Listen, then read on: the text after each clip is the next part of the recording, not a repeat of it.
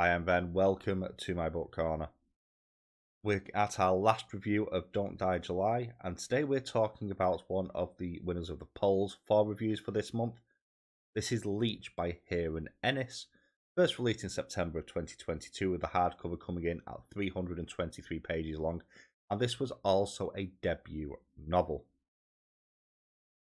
This one has been on my TBR for quite a while, actually predating Don't Die July last year.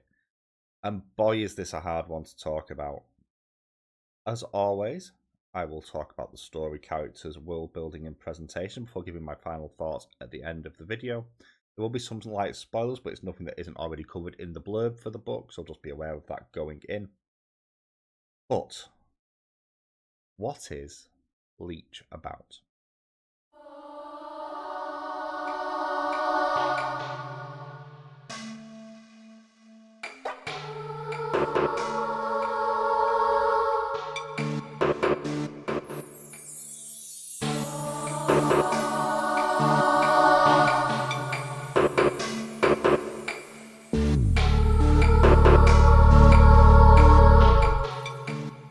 So this is sci-fi gothic horror, which sounds like a bit of a strange mix, but it works really well here. The story appears to take place in some form of dystopian, either future or alternative present. It's a bit hard to judge.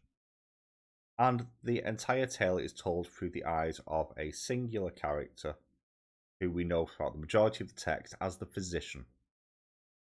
The physician has been dispatched by the Institute, which is the big medical body that oversees all medical care over multiple provinces, to a baron's chateau in the far north, where another Institute member has died in mysterious circumstances. This new member, the physician, is going to establish cause of death and replace them at the baron's court, basically.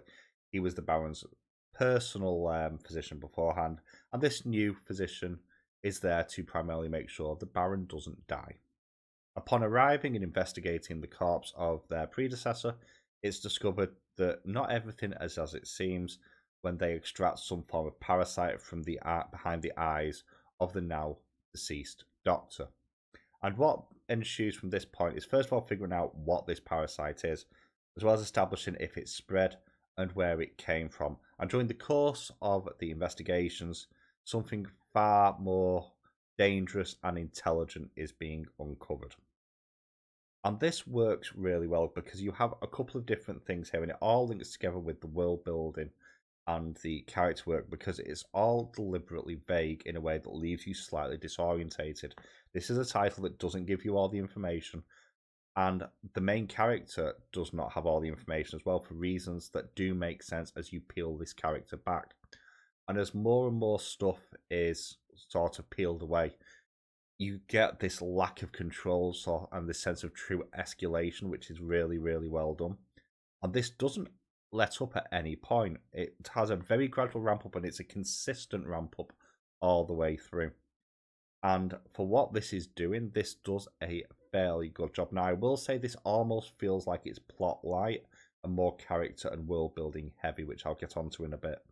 But that being said, the basic premise of go to place and figure out what happened and then investigate and then deal with the consequences once you realise how terrible everything is a compelling one to drive the narrative forward and allow the character growth that occurs in this one. I'm going to have to stay very, very vague with the character stuff here because anything that I say will potentially spoil the story if you're intending to read this one. So your main point of view character is the physician, and everything about this character is left intentionally vague and is very, very gradually peeled back over the course of the story. And vague in multiple different ways. We don't get a name until incredibly late on. We don't find out the gender of this character until a fair way into the title as well. We don't get any real backstory or history regarding them either until like general little snippets. And part of that is because you have an interesting twist on what I would call the amnesia trope here. Although that's not entirely true, because this is a character that has been going around for a while acting as a physician and has memories from all that time, but there is a block from before that, and there's reasons within world for what that is. And the interesting thing about this character is as those memories begin to get released as they go through the various traumatic events or things happen that alter the way their brain's working and allows them to access these memories again. And this creates a really interesting approach to character growth because it's more character reclamation in many regards as they get their memories from their past and they begin to piece things together. And it's an absolutely fascinating way to approach a character shift. Well, they're not the only character in this. There are a number of other ones. You have various different doctors from the Institute, which I'm not really going to touch on too much. You have the Baron, who is sort of the ruling head of the family for this land at the chateau in the far north.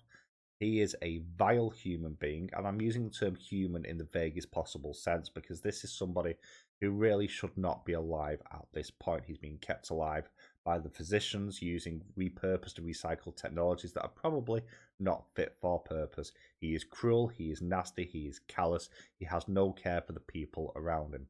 You then have his son Didier, who, at least on the surface, seems a bit more normal, a bit more genial. But like many of the characters in this, as you begin to peel back the layers, there is something else running underneath. And in his case, it's much darker turn, and actually is in many ways possibly even more repulsive than his father. You then have, for want of a better word, the stable boy, very much the sort of foot servant, who is mute, first of all, and it's never made clear why that is. But he's incredibly smart, a steady hand, very observant, quite an empathetic person as well, who was very close to the previous physician and develops a relationship to this one. But again, much like anything else, there is stuff in their past which really informs their character changes as they go in, and again, a very dark story. And that is true for nearly everyone within this tale. Nearly everyone has a dark undercurrent running underneath that gets peeled away and revealed very, very gradually. This is the definition of a book where the character work, and not just the character work, like everything in this book, is layers after layer after layer after layer. And it's like an onion. You're taking one off to find something else, to find something else, find something else. And it makes this a really engrossing read because it ends up leaving you really disorientated by design.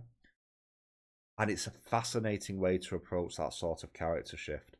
I don't want to say anything more on that really because it would spoil it, and I think people should try and give this a read. But it's very, very interestingly done.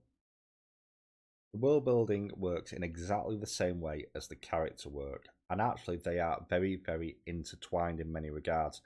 Generally speaking, you'll either get world reveals linked to character reveals or vice versa, so one will always inform the other. And this is why I talk about the unreliable narrator, because the narrator is incredibly smart, very observant, but they don't have full view of the world. In fact, none of the characters in this do. This is steeped in superstition and very well protected scientific knowledge, and we don't have everything. We know there was some sort of cataclysm centuries before, but we don't know exactly what that cause was. We know there's no-go areas in the world, but we don't know exactly what the nature of some of those are. Fiery wastes are mentioned, toxic wastes, boiling seas. The sky falling in is mentioned as well, but we don't necessarily get definitive answers on what any of that is. And this links to all the character reveals you get and some of the mystery that's surrounding here. And this works incredibly well for when it gives you an answer to a question, because it then gives you a branching narrative. Because when you get your first question and you hit your first answer, there's multiple different realistic options that could sprout into. And every one of those then sprouts into another option. It does take a long time to begin to narrow some of these down. And even by the end of the book, we don't necessarily have 100% definitive answers for what the parasites are, or the nature of the various organizations in the world, or why even the world is like it is. This is clearly a post-apocalypse world of some point, but we don't know what caused the apocalypse. We don't know what the world is like beyond this little chateau, which is the primary source of a food source called wheatstone. Well, that's never made clear what that is either. We just know that it's mined and it's edible. But again, none of this ever gets fully explained. And that drives the mystery element of the story and the world and the character building forward. And because it interlaces so well, it ends up pulling you along. Even though it left me incredibly baffled so much of the time. But it was so intriguing and fascinating, and I wanted to know more of the world and how that informed the characters and vice versa. So I suppose that fetches me to presentation then. Presentation is the bit I'm going to spend more time on here because I didn't really want to spoil anything of the story in the other 3 sections. This book is in many ways possibly the bravest debut novel that I have read in the way that it is written, because in many ways this defies conventional logic on the way you write a story, because this doesn't really give you any payoffs. And that's a weird thing to say. This book deliberately has a narrator that doesn't have the full world view. It doesn't give you all the information from the world. It doesn't give you all the information on the character. And that's by choice to leave you feeling disorientated. And if handled poorly, sometimes that can be a really frustrating read. In fact, I would argue most times it is. A recent example of this for me was Chrysalis and Requiem by Quinton Lee. I will link that review above for you. But this doesn't, because what this does is it does a good job of piecing out bits of information to keep you going and intrigued, be that a little character moment, a little bit of world building, or a really visceral moment of writing within the text of something horrific that happens. And that is expertly done.